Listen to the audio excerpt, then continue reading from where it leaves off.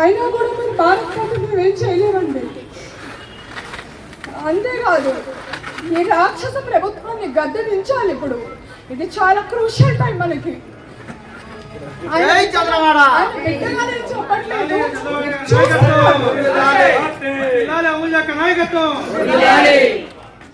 ఇప్పటికీ కూడా వాళ్ళు దాడి ఆపలేదు అంటే రేపు ఎలక్షన్ రోజు కూడా వాళ్ళు దాడి చేయడానికి రెడీగా ఉన్నట్టు సంకేతం ఇది.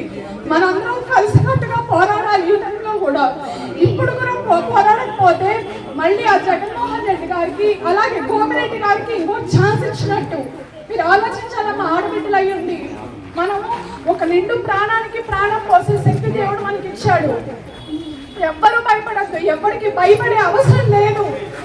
మనమేంటి ఆడబిడ్డలము చెంగు కట్టుకొని లంగా పైకెత్తి పిడికిలు బట్టి ఒక్క చాచి మొహం మీద ఒక్కటి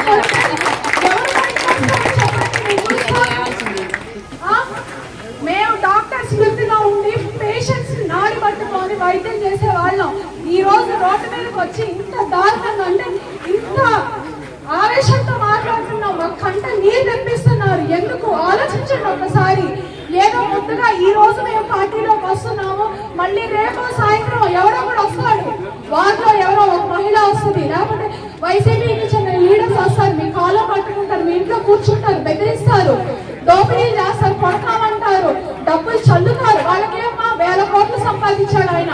ఏం చేశారు 5 సంవత్సరాలు నర్సరావుపేటకి? మున్సిపాలిటీ ఏది? మున్సిపాలిటీ ఎలక్షన్స్ అవ్వలేదు.